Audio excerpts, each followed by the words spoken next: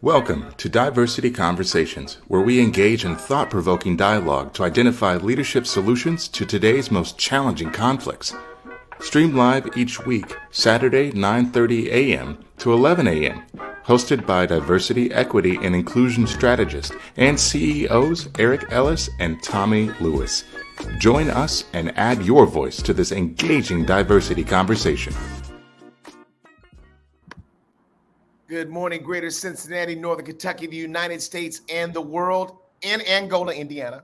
My name is Eric Ellis, and I'm the president and CEO of Integrity Development Corporation, and I'm joined by my good friend and brother, Tommy Lewis, president and CEO of Make It Plain Consulting. Good morning, Eric. Good morning, Tommy. This is a standing ovation. Yes, sir. How you doing this morning, Tommy? I'm doing well, Eric. I'm doing well. It's always a blessing to be awake and alert, able-bodied for the most part, right? And so just definitely want to give a shout out to those who are waking up, but they're sick and shut in. Yeah, that's right? exactly right. Continue to pray for them because health is oftentimes taken for granted, at least from my perspective. Don't really realize how healthy we are until we get sick, right? And so it's always good to start Saturday morning with a dose of healthiness. And that's what Diversity Conversations does for me. So thank you. Absolutely, Tommy. I count it a joy that you are my friend and my brother, and that as much as you and I, as busy as we are, I know that you probably feel that hesitation sometimes on Friday night, thinking about Saturday morning and all the stuff that you've been done. There's always a little bit of pressure around it. Like, can we show up again today? But as soon as we open our mouths with each other, man, we realize how blessed we are to have this opportunity to do what the world doesn't do enough, is to really set some time aside to fellowship with somebody else that you love. And so I just am honored and blessed that this morning I get to have a conversation with you, man. That's just a real gift for us that is greater than the enemy would want us to fully understand and appreciate. Yeah. Thank you, Eric. Thank you. Likewise. Yeah. How was your week, man? My week was pretty good. I spent a lot of this week, maybe almost 2.5 days with one particular client. A number of focus groups, listening sessions, interviews, and we were doing work with one particular department, which is historic for protecting itself, a police department. Yeah. As well as legal department. And what we found is that, what I found, we're all human beings, Eric, right? Sure, we have our respective jobs, but working with the police, listening to them, being able to kind of allow them to feel safe in a very short period of time. They were sharing a lot of their concerns, their humanity, even their job, right? And that's what it is, their job. And they got to a point for this week when the police officers, they were sharing, some of them 20 years on the force, some of them 30, 35 years on the force. I would ask them, what were you before you were a police officer? And a couple of them had to think back, like, interesting question. What was I? Right. Yeah, before. And it helped me help them, help me understand how we identify ourselves. So for them, they were like, hey, I am a police officer. That's what I am. And then that question had them go back, well, am I a police officer or is that my job? Right. Your point, as I close my opening here, Eric, much like you, and this is how my week has been, which has reminded me of who I am. I am a lover of humanity. I love people in all of the positives and negatives, risks and rewards.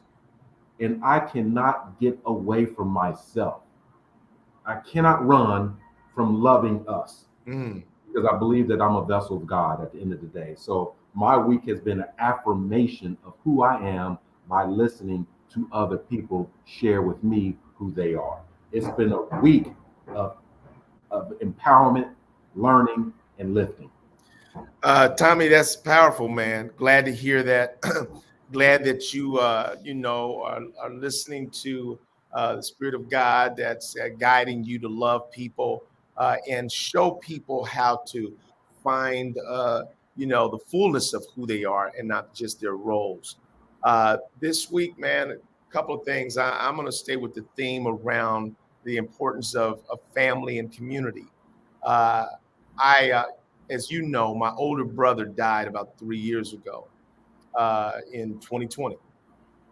And he was my closest sibling. And so I miss him greatly, even more than I miss my parents. And I love both of them, very much. But my brother and I would just talk all the time. And, he was married for, probably 25 years. And then he and his wife divorced and she remarried. And in the midst of his marriage, he had two children, but then he had a child out of wedlock. And that created a lot of, and we just learned about his child, his son, Mhm. probably 4 years ago. And Tommy, sometimes those things that seem like they are tragedies turn into joys and blessings. And so we have had the blessing of my brother's son staying with us for the summer. Mm. Now, Judy's not the type, she don't just want people, extra folk, just in the house, Yeah. But God just really softened her heart in a sweet way to just embrace my nephew. And he's 20 years old and he looks just like my brother, but more handsome. And he loves family. And so he just says to me, "Hey, Unc, how you doing? I love you, Unc. I love you." I say, "I love you, nephew." Got him a little job at UDF already Mm. and going over there on a regular, man, picking up his money. And so he's got another week and then he'll go back to school. And he's been, he plays basketball. And so I've been watching him play. But it's just been the craziest, most wonderful blessing. And I'm grateful for that. I'm in Angola, Indiana, Fox Lake today, and came in last night. And there are a lot of people of color that own, lakefront properties in probably the largest Black-owned sort of lake community here at Fox Lake. And so they have an event every year called Light the Night. And so Judy and I were thinking, well, are we coming? Are we coming? And we decided, yeah, we'll make that trek. So we came in last night about 11 o'clock. And Tommy, we went right over to where Edgar Smith and others were. And it was hard to find the cabins at night, but then you just listen to the music and the laughter. Yeah. And we found them. And Tommy, we laughed, man, from 11 to 1:30. And it allowed me to know that we're under so much stress and pressure in the world today that we really don't make enough time for laughter. And to be in a place where you could just laugh together, people trying to learn a line dance. I said, I didn't know the women were working all night. I thought y'all just showed up the next day knowing the line dances. Right. Now I see. And so there was another brother that was doing it on the side and claiming that he had it down. And I was co-signing him. They were just laughing. It's a real blessing, man. So we're grateful to be here. We'll have a wonderful band and dance tonight, man, and then a little thing with the jazz group tomorrow, and just be grateful that we're here. And so the thing that I wanted us to talk about today, Tommy, was the benefits of being positive. And I'll open up with this because there's so many things in the world that make being negative, reactionary, easier and more common. I was in Cincinnati yesterday, and I was just thinking, I was so thankful that the new Jersey Mike's was coming into Beckett Ridge. And I looked over there and saw Jersey Mike's. I said, oh man, there's one right around the corner from me.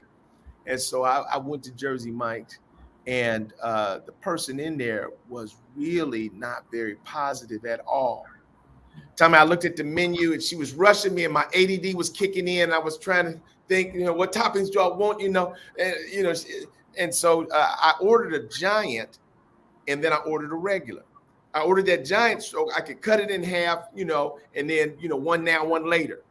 And so I said, could you cut that giant in half and wrap it separately? She said, so you want 3 regulars? No, I don't want 3 regulars. That would cost more. I want 1 giant and then 1 regular. I just want you to, and I've asked 100 times before and people just cut them in half and wrap them. And she just started going off. And then I said, you know what? I said, I can see you probably have been under a lot of stress today. I said, how can I tip you? I want to make sure. I didn't see it on the screen here. How can I tip you? She said, huh? I said, yeah, I want to make sure that I give you a tip. I know you're probably dealing with a lot of anxiety and stress with crazy customers.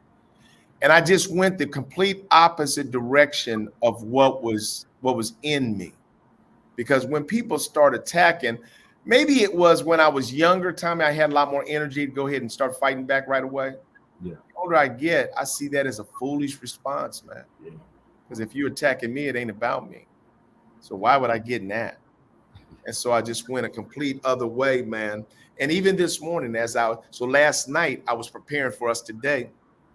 I said, do you have a room or something that because I don't want to be waking my wife up doing this podcast in the room. She said, yeah, we got small conference rooms that just tell the lady in the morning. So I came down with confidence.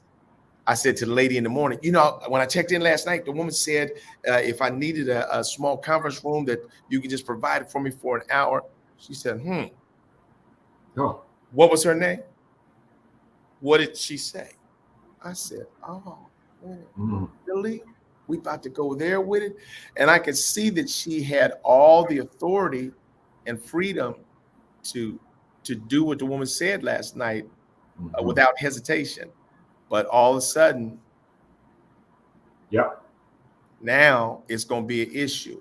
But Tommy, what I did was calmed my own spirit, smiled, and then she let me in. She said, how long are you going to need it? I said, just an hour. She said, okay, I got a group coming in at noon. Well, we'll be long gone. Yeah. But Tommy, I'll just tell you, man, when the world is coming at you on a regular basis, and there's so much stress and anxiety in the world, I think it's not a good decision for us to decide to attack when we feel sometimes that we're being attacked. I agree. Yeah, Eric, we talk about human beings and how we communicate. We can communicate verbally, as we are. And sometimes in that verbal communication, there is some miscommunication, sometimes. And then we have the written form. The written form, there's oftentimes miscommunication. The text, the email, and words themselves do not have energy, but the interpreter of those words infuse energy, right? And emotion. Then we have the nonverbal. In nonverbal communication, we can't always rely on that because people have different ways. Simply because someone is smiling doesn't mean that they're happy. And simply because someone is not smiling does not mean they're not happy. Right? So we can't always read another person's nonverbal communication. Right. And that fourth way is that energy, esoteric communication. It's that sometimes we can put out positive vibes, right? And then sometimes intentionally or unintentionally, we put out that stinking thinking, right? If we are not careful, someone else's energy can come into our energy. Right. And so it is paramount that we understand ourselves to know when we are engaging with another person and they have some less than positive energy that we can say, hold on, because I was feeling differently, and now I'm engaging with you. I'm feeling some type of way. Right. Yeah. How'd I get on this street? How to get on? Yeah. How did I get on this street? Right. Literally. How did I get here? Hold on. Put it in park, and we have to dial it back. Remember that another person cannot make us feel a certain way. There are triggers that we already have in us. Right. So when you and I engage with one another, Eric, it's positive love against positive love. And we go higher and higher and higher and higher. But when it's positive love against some negative, maybe even some hate. Right. Right. Then it's, all right, do I go down and get in the dirt, in the mud with you? Or do I I've been there. Yep.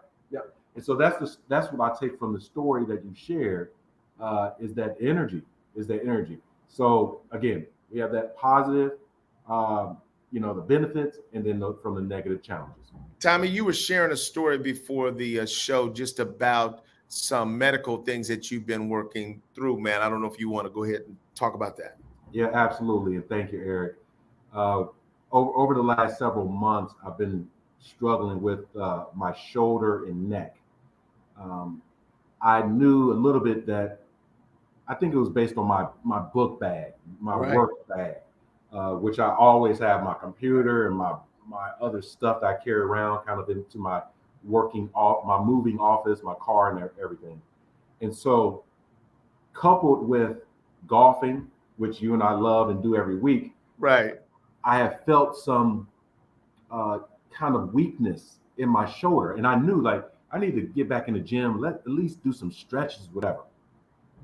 Fast forward to last Sunday, we have our golf outing, and I'm a good ways away from the hole, about 230 yards away, and I'm going to make it. And so I take a good, strong swing. Right.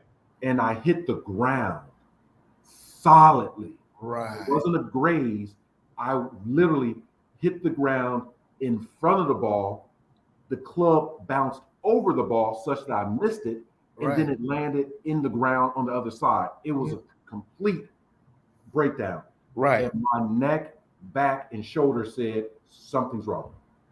So nonetheless, on yesterday, remember this happened on Sunday, the actual swing and injury. On yesterday, I got to a point that I was losing feeling in my arm, constant numbness. And so I said, I have to call the doctor. Call my physician. She was unavailable. The receptionist, scheduler, she asked me, could I go to another location? I said, absolutely. It's 9:30 in the morning. She says they have availability at 10 o'clock. I can get there. Mm-hmm. And so I scuttle, get over to my 10 o'clock appointment. The physician is not there, but the support staff, the nurses, et cetera, et cetera. I get seen by an African-American woman, and she says, what I'm looking at right now is not a sickness. It's something that you may need an MRI to really understand what's happening. I said, okay, let's do it. Right. She said, I would rather send you to a neck spine specialist. Right. And not bounce you around. I said, thank you. She, hold on for a second. She gives a call to the neck spine specialist, and they say, we have a cancellation at 1 o'clock. Right. Because I'm a new patient. So I go up there at 1, going to the receptionist. Hey, I just came from the hospital, the medical center. They refer me here for a 1 o'clock appointment. Share my name. The woman looks around in her system. I don't see anything. I give her the paperwork that I took from the other medical center. She goes in the back, stays back there 5 or 10 minutes, which is a long time. I was just standing there right at the reception table. and knowing it's a pretty large space, and there's another desk where people are getting rehab. I'm at the most immediate. Right. Eric, I'm frustrated. I am in severe pain now. Right. Right. Look, I cannot look to my right. My neck is throbbing. Part of it is the stress as well now. Oh, yeah. She comes back and said, there's nothing we can do. Right. And I say, I tell her, this is how, when I get mad, I can talk. Right. I can talk through my anger. I'm sorry. I'm in pain. Right. Now I'm frustrated, almost angry. It's not your fault. Give me a moment. Right. And she falls back in her chair, and I stand there. And right now, I don't care who's around, who's watching. Right. I'm woosahing. Woosah. Woosah. I said, is there anything you can help me with? She says, I can schedule you for an appointment. Our next appointment is in mid-September. I say, it's August the 4th. Mid-September. Hold on. So I say, let me leave. I grab my paper, like, peep, grab my paper, and I begin to leave. I get to the elevator. I call the other medical center. They say, come here right now. Because I told them I was refused service. They said, refused? Come here. We'll help you. We'll give you the MRI, etc. As I'm heading down to my car, they call back. And they say, no, they're waiting for you there. I say, no, I just talked to the woman. She said that they didn't have an appointment. She said, they say, was there a desk on the right? Oh. Yep. I run back up, Eric. I go to the right. It's now 1:30, 1:45. Right. Yep. And I run in there. Tommy Lewis, I had a 1:00 appointment, got a call from Mercy Health. I'm talking fast, right? Yeah. And the woman says, yeah, we were waiting on you. The physical therapist is about to leave. What? Oh, come on. Right? She says, hold on for a second. Let me see if he's here. He's there. And she's telling me, well, he is about to leave. He's going to leave around 2:00, etc. I say, I don't want him to rush because I don't want anything to go wrong. She said, he won't rush. He comes around the corner. Sarah, I got it from here. I overheard the conversation. Mr. Lewis, come this way. Right? She said, well, we haven't gotten his insurance information. Right? Sarah, it's okay. I walk around. He's talking to me as if I'm in pain and frustrated. Eric, this man was slow with me. If you would. He says, he looks at me. It looks like you played a sport or two. Yes, sir. I'm a former athlete. Right? Looks like it. If you would, he sends me through a couple of exercises. Right. And I'm explaining my neck, my rotation, my flexibility. He says, yep. Okay. We're not going to do an MRI right now, but I would like to put you on this machine. Right. Long story short, the machine is exactly what I needed. And the electrodes that sort of pulsate on. Yeah. And the extension on my spine. Oh, yep. It's right. a machine that you lay down. Right. The neck to release that pressure. Right. Because I have a pinched nerve. Right. You knew it.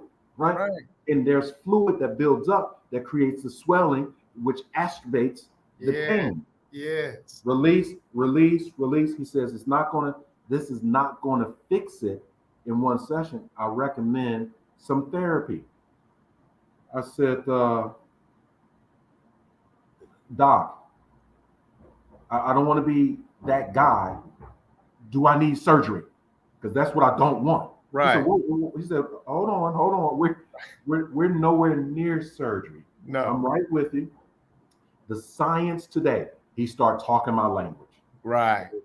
Yeah, he started talking science. He started talking, the athletic stuff. Right. Man, next thing you know, I'm slapping him on the back of his back. He's slapping me on the back of my back. We're laughing, we're chuckling. He's moving me to another apparatus. We're going through it and get to the front to check out 45 minutes later. And I've given my cards, credit card, my insurance card, etc. And Sarah says, did Dr. So-and-so, did you complete the insurance paperwork? I didn't get to it, Sarah. She says, oh my gosh. Says, Mr. Lewis will be back. And I looked at him, I said, I'll be back about 4 to 6 to 8 times. I said, I got to get fixed. He says, I know where you want to be. I'm not worried about the insurance. Man, hear me now. I got to close this story, Eric. I have to close the story. The one reason why I was so happy with his positive energy is because he did not know, Sarah didn't know, the women at the other medical center did not know that when I was refused service, it triggered me to the event of when I had my heart attack and I was refused service, Eric. Right. I was out of my mind. Am I going to die from something in my neck? Because from what happened 30 plus years ago, they said, let him die. And I was like, I'm in pain. This is why I don't go to the doctor. Right.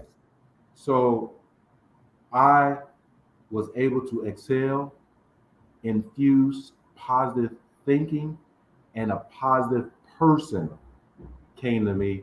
We ended up wrapping up at 3 o'clock. He was going to leave at 2, and he was actually leaving with me. So, I was just going to a little, family outing. I'll get there.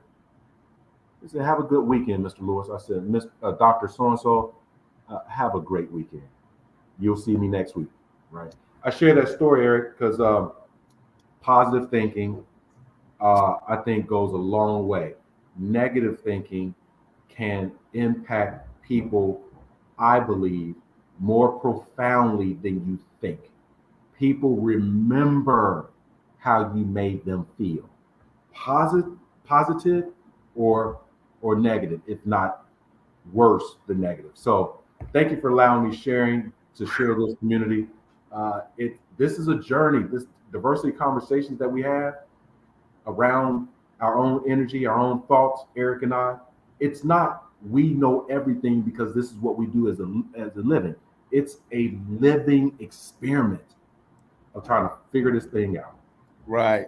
Let's see what Lydia has said to us. Absolutely, for your subconscious mind, it was pretty much the same, but you handled it so beautifully. Gave yourself a moment, and then received the blessings of God, almost sending an angel to serve you. Ooh, Eric. Yes. He came around the corner and said, "No, I got this."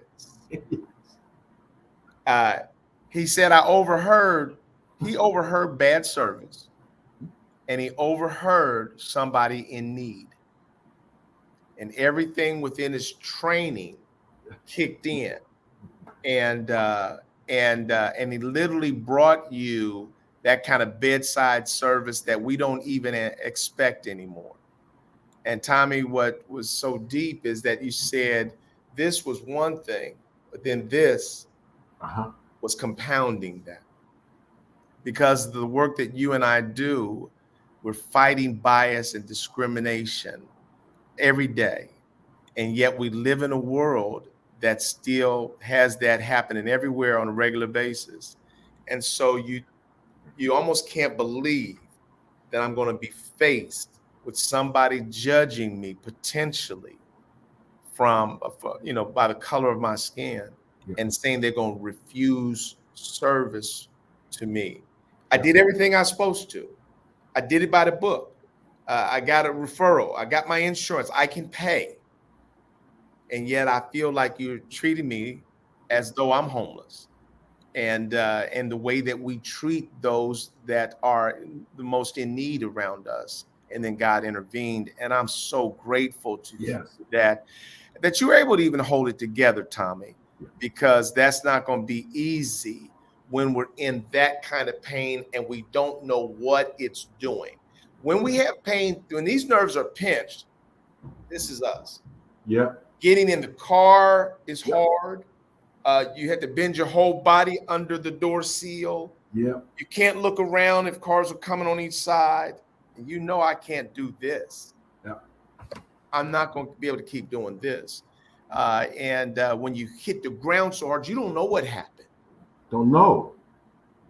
And it never happened before. Right. But you do know that people that are looking at you are saying it's serious enough. Yeah. Oh, speak on it, Eric. Speak on it. Look, when I hit the ground, we have 3 other players because it's a foursome. 2 other players in the other cart. They were like, ooh, I heard Right. them. Right. I didn't know what they were oohing about that I missed the ball hit, but I think they saw what happened. Right. Man, I had the older gentleman who was in the cart with me. I turned around. I know I was grimacing because my back, I'm like, something's wrong. He looked at me, Eric, like, you okay? Yeah. And I grimaced. Yeah, I think I tweaked my back. Just tweak. I heard it, but I tweaked my back. He said, are you okay? Mm. Right?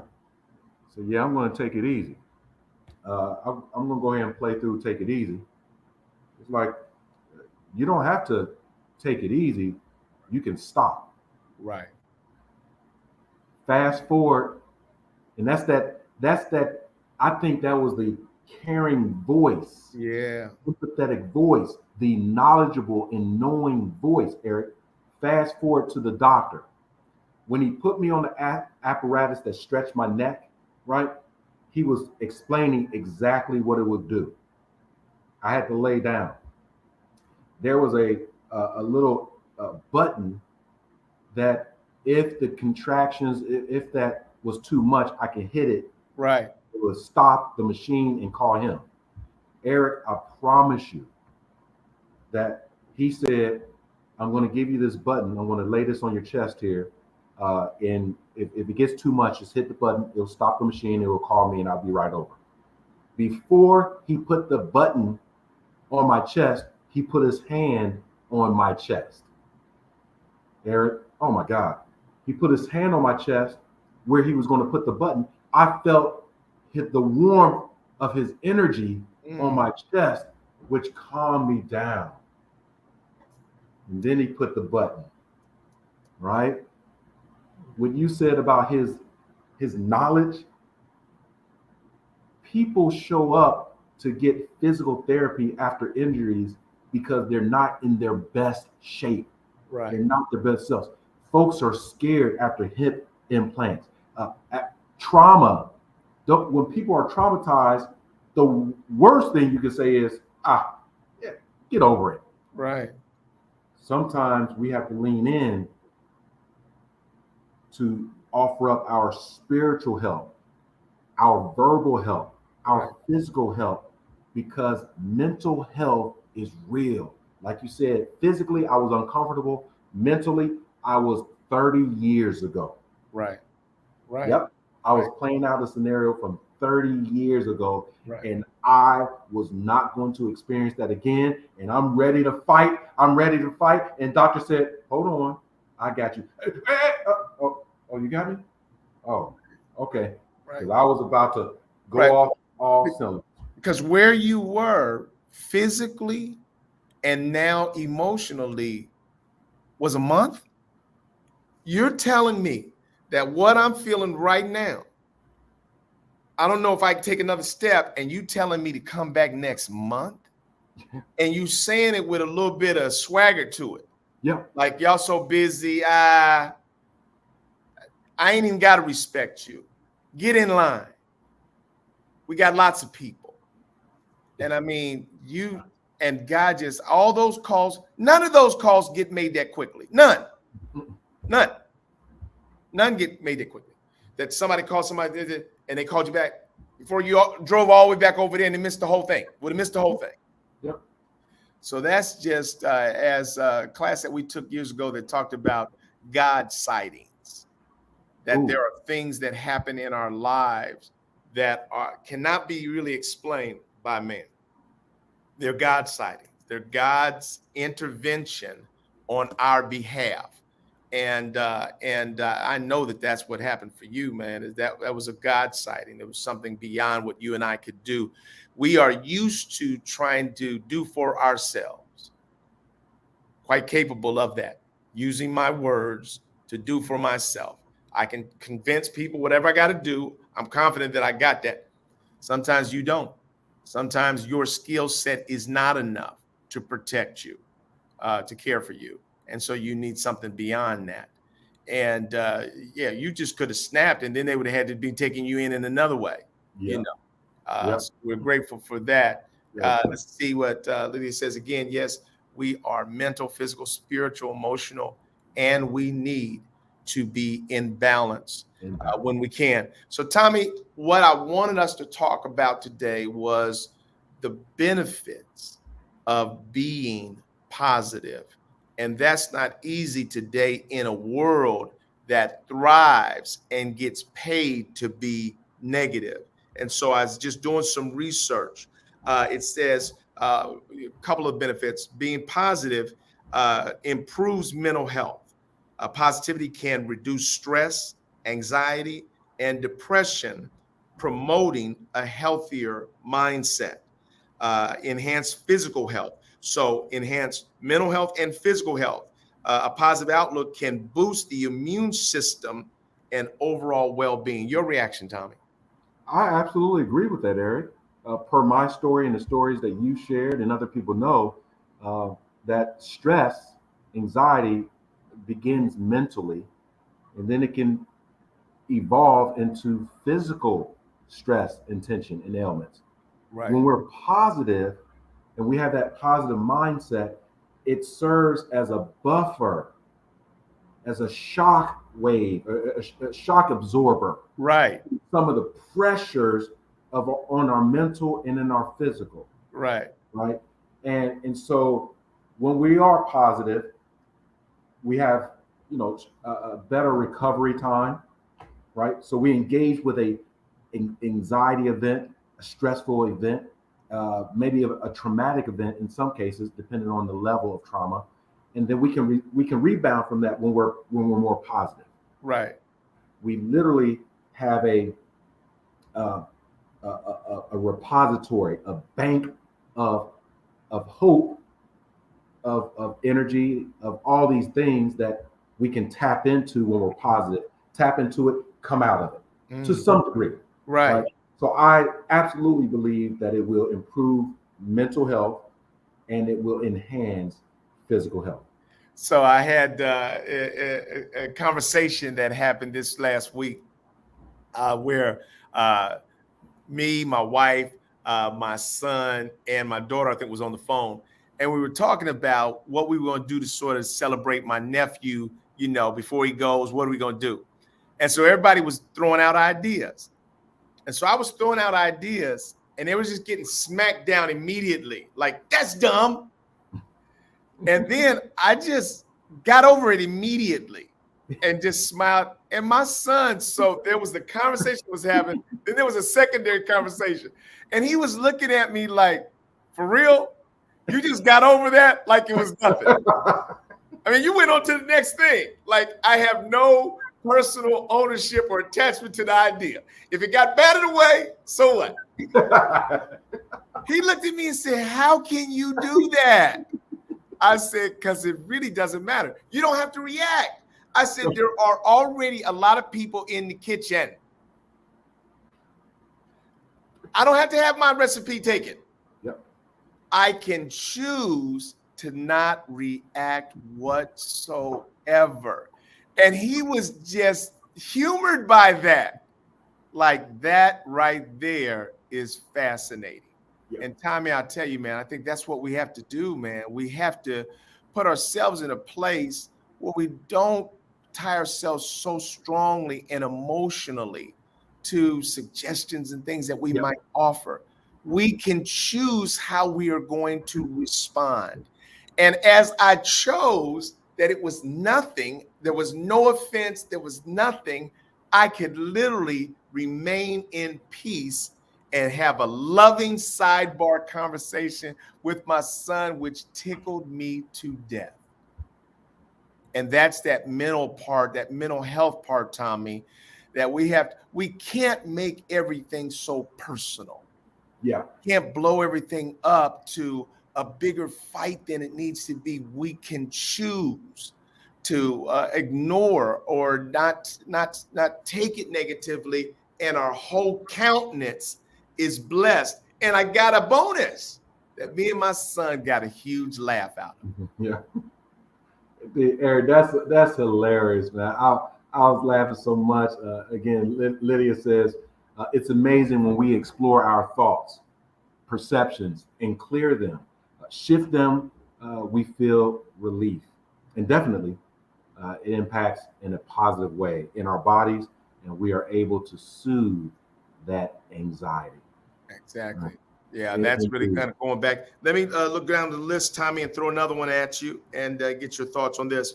Better relationships, positive people tend to attract and maintain healthier and more fulfilling relationships. Thoughts about that? I do believe in the law of attraction, Eric, and from that positive thinking, the benefit is that energy. Again, that positive energy. It will attract like energy. Right. Sure, it will attract the haters, but again, as a shock absorber, those haters bounce off, or those ideas that we may have that are swatted away, right? The humor in that is, oh, I got plenty of ideas. You just swatted that one away, right? It's like playing basketball, Eric. You know this. You put that shot up. It gets blocked out of bounds. It's still your possession. Right. And it's not going to deter you from putting up more shots. You just block that one. You get the crowd, ooh, you get the blockers. I told you, I blocked you, whatever. I'm going to put some more shots up. Right.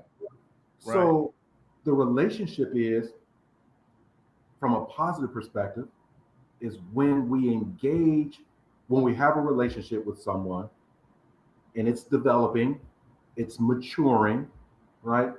When we're positive, we can see the best in the relationship.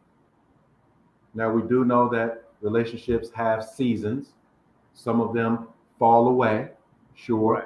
Some of them fall away and then grow back up, right? But at the end of the day, we are not only attracting people to our lives, but we're maintaining the healthier and more fulfilling relationship. Right. This is why, as we refer to the small get together that me and my wife had at our home, that was healthier relationships, right, which played out. So I absolutely agree. Right. And so I'll share two stories, Tommy, so I got here last night and I love to laugh. You know, we love to laugh, man. Yeah. And when and I was laughing at all of us practicing dancing. And, you know, when I get on a roll, man, I just, and don't give me an audience. I mean, Edgar was laughing, so I'm now going at it. But one of the things that I despise, Tommy, is anybody that would use sarcasm to hurt another. That's a huge value to me, man. I don't know where it came from in me that I don't like people making jokes at somebody else's expense. I don't believe in that. I don't even believe in it within my family. Like, no, if it's anywhere close to the truth, don't say anything that would hurt somebody. Don't make fun of anybody. And so I was laughing last night and joking about things, but I wanted to make sure that nobody thought I would do that at anybody else's expense. And so I had to keep self-criticizing, because that's the safest criticism that you can have, is turn criticism on yourself, so that people know that's important to me. So that's an important value. And so I was going somewhere with, So at the golf event that we participated in last Sunday, I am in a cart with a new player. You know, they mix us up all the time. And he's literally trying to tell me exactly where to park. Stop here. Go up 2 inches. I said, whoa, we ain't about to do this for 18 holes. I said, I'll tell you what, I'm going to switch my bag. You drive the cart, my friend. Because you ain't going to be ordering me around this whole round. That ain't about to work. And then, Tommy, I was complimenting him on his swing. And because of that, I think that he assumed that me and the other brother couldn't play. And so then, you know, he started giving me all kind of other instructions. And I had to bring him in. Wait a minute. Now, Tommy, you know what happens with you and I when you coming at us like that. Then I just got quiet. Yep. And I start focusing on my game. Let's go. Yep. Let's go. Right. You're gonna give me some unwarranted, uninvited. Like I can't play. Like I can't play. Okay, let's keep tallying these scores. That's what it was, Tommy. Yep. And I didn't care where I showed up on the whole rest of the thing. Yep. I'm gonna win here. Yep. I'm gonna get you, which I did. The other brother that was with us was having a nightmare, hitting balls that were going 2 inches, and he was constantly apologizing. And that's what softened me up, because I saw one in distress. And you and I know about distress in golf. It's that game, ain't it, Tommy? Yes. All of us are in that barrel. All have been and will be in that barrel. And so everything in me said, rescue him and let him know that nothing about your swing means anything. I'm so grateful to be out here with you. And nobody's judging you by that. And Tommy, we had and it softened me up to the whole thing. And out of that kind of crazy round, I was able to turn back positive, which drew then 2 relationships. I ended up taking both of their numbers and saying we're going to get together again. But Tommy, there's so many options available for us. I was silent for the next 8 or 9 holes after he started, because I told him one thing, Tommy. I said, yeah, me and my buddy and my brother, we're always, working on our swing and trying to tweak. He said, I think people overthink it. What are we working on? Before you say we're overthinking. So I said, that's how we got about to be today. So for the next 8 or 9 holes, then I went away from positivity. I went into competition and focus mode. Yes, sir. But then it is the better way, Tommy. So the fleshy way is to go back at them and to compete with the focus. You are now my focus. Mm-hmm. But the better way is to rise up from that to relationship and to kindness. And, it's not easy, Tommy, because we got all kind of other speeds in us, man, in this world. And we can be triggered quickly. And so as you and I talk about these things, it's not because we're mastering them. It's because we come in and out of them, but then we learn the better way. I think I sent you a text that no matter how the other brother played, I met a new friend, a left-handed golfer. Yeah. I could see by his swing that he was a good player. The score didn't matter to me, man. I could see who you are. You're a great, and no matter what, it doesn't matter. Our conversation and our ability to reconnect is the most powerful thing there is. And I think that we have to be careful not to be deceived by the things of the world that can make us miss the greater value, which is a relationship with somebody who we can get to know each other and support each other. Yeah. Excellent story, Eric. Again, we're talking about those, the benefits of being positive and then some of the factors that make it difficult, right? And so as we continue to have a conversation for this show, I want to pause for a moment, Eric, to continue to invite our community as you are involved in this conversation, that you may know people who are leveraging positive thinking. There may be some techniques or skills that they have that we can observe silently, put into our toolkit, sure. But then there may be other folks who are struggling with positive thinking. And we know that, Eric, as we look at this world, this nation, our local communities, folks are struggling to find some commonality, struggling to find peace, I think, even in themselves. And so if my ask of the community, if you have a particular skill of positivity, that unapologetically share it. Right. Share it out. Right.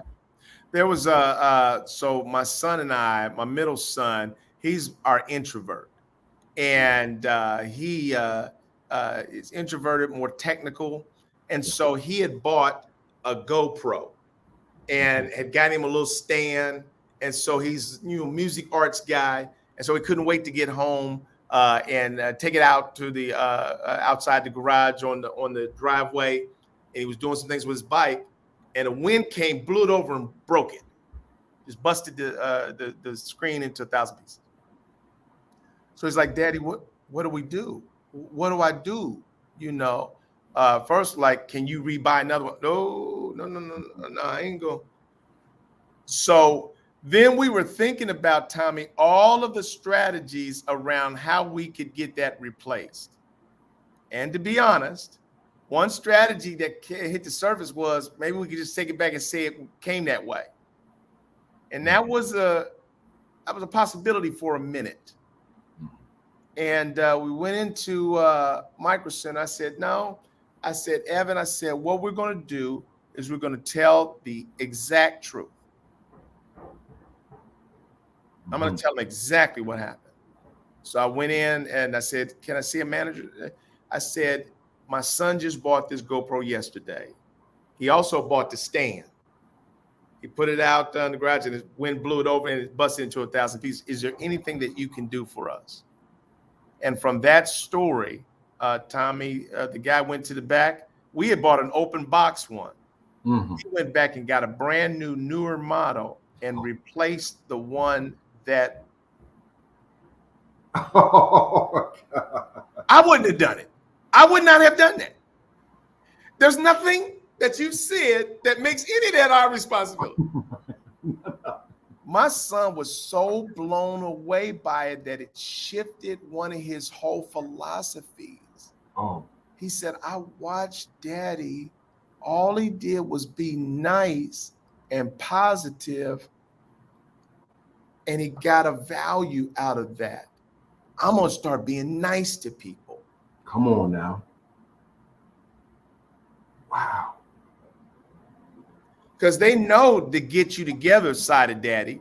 That's legendary. Yeah. But what he really observed in that was Mommy, Daddy was just kind to the man. And it was emotional for him because he was so excited about something and it just got, and it's like, it shows you God helping us to understand that integrity is the better way. All the schemes and everything was in our head. All of those are options and possibilities. And anybody that acts like they never consider those probably ain't telling the truth. Right. We're considering all kinds of schemes. But somehow God just dropped in my mind, why don't you just try telling the absolute truth and see how that works for you? And see how that works for you. Again, a beautiful, beautiful story, an example of integrity, example of positivity, an example of those God sightings. Eric, God sightings. Let me give you two last ones, Tommy, that I think you'll be able to relate to. These last two are that being positive, two values of being positive. One is increased resilience. Positivity helps individuals cope with challenges and bounce back from setbacks. And then higher productivity, positive individuals often exhibit higher levels of motivation and focus. Tommy, how important are those for us as business owners, as fathers, resilience and higher productivity? How important are those, and how difficult can those be sometimes? As a business owner, Eric, it is the difference between success and failure. That increased resiliency is the difference. Right. We experience many, many more losses than wins. If we are not resilient in working through and learning from the losses, we won't be in business. Right. Every loss to us is a learning opportunity. There's some disappointment, Right. and then we get into some reflection of, what went wrong, and maybe even some judgment. They did it to me, and that's just for a moment. But we then shift to, okay, got to keep going, right? That there's not an option to stop. Right. So I got to keep going. And what might I use from this experience that has increased my resiliency to move forward, such that I don't possibly make that mistake again? So that's one, that without increased resiliency and that positive thinking, we wouldn't be in business. If we only focus on the failures. Right. I love that, Tommy. And so, because as entrepreneurs, just like in golf, nobody really talks about being afraid, but Right. golf can drive fear into you. Putts, short wedge shots, tee shots when you don't know where your driver's going. Those things make you afraid, but we don't talk about it. Yeah. In business, the same thing happens, that when weeks are slow and business may just plateaued a bit, fear can sometimes creep in. And business owners don't talk about that. And everybody just looks at you as though success is just a way of life. No. Failure is there as well. And so sometimes what I do, Tommy, is that instead of trying to plow harder myself, sometimes I just go down to my studio and start making music. And people are looking at me like, what are you doing? Aren't we in a hurry? No, I actually have to sit down and actually put the ball back in God's court. And so as I'm doing music, then it helps to bring a calming and a positivity back to me that I can then interject into every conversation that I'm having. Because I find that when we are too heavily trying to protect ourselves, pessimism is really what's there. And we need the positivity that comes from faith, that there is a source here that's beyond me that can help us achieve whatever we need to and whatever is right for us. Yeah, Eric, it's not easy. It's not easy at all. But I would like to offer to the community, as you all already know and we know, that positive thinking and that heightened level of motivation, it breeds inspiration. It really is the it factor. It is that positive thinking is the it factor. And positive thinking, when it is most tested, when the chips are on the table, when the walls are falling down around us, when the tunnel has no light at the end of the tunnel because there's a turn, there's an L turn, right? So you cannot see that there's an L turn, you cannot see the light at the end. And that's where that positive thinking motivates you to say, when I get to the point that I can't go any further, I'm going to either look to my left, look to my right, look up, look down. I'm going to get out. Right? We're going to be okay. Right. Eric, it is it's what wakes me up in the morning, Eric. To do the work that we do, to do the work I do. People ask me, what motivates you? You know, I wake up early and I'm working. I work throughout the day, in the evening, late in the evening. It's not really work. No. It's one huge project Right. of the arc of life. It's what's next? What's next? Because I know for me and you and others, this is not it. Whatever we've experienced, it's not it. I'm so optimistic and so positive that this cannot be all, right? And I know for me, when my life is over and I get to the end, Eric, I know I'm going to be literally running, right? And that's it. There's people around me, my late mother, father, etc. They were like, "It's been a good race. It's been a good run, woo!" Right? And God says, "Job well done." Right. Stay positive. We will make sure that you have your mental health, physical health, right? Resiliency, better relationships, and high productivity. Job well done. Right.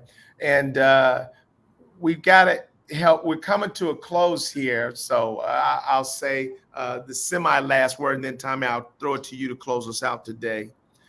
That so often, and I'll say this to the community, we live in a world that judges you. It's almost like you're in a race where you're competing against others around success. And I will say to you that that's a complete mistake, that our lives are not really measured by more material things that we have. That actually some of your greatest joy can be found in some of the most difficult times. I remember when our heat went out, and when I was growing up, and we were just in the house bundled up with coats. Those were some of the best moments when my mother was making sort of bread soup, and it was just horrible. And we could just look at each other and say, this is horrible, and we laugh about that to today.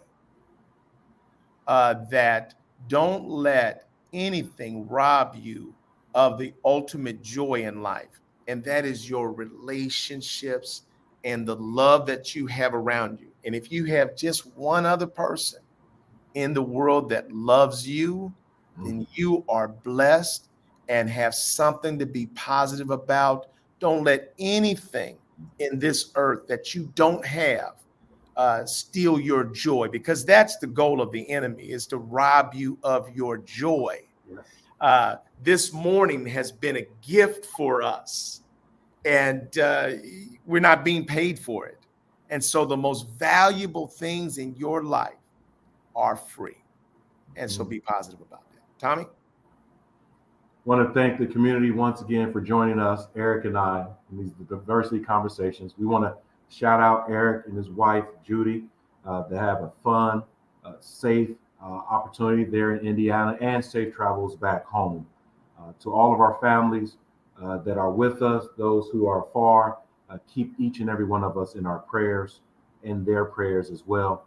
And we want to invite you to the next installment of Diversity Conversations. We'll see you next time. Take care. Bye now.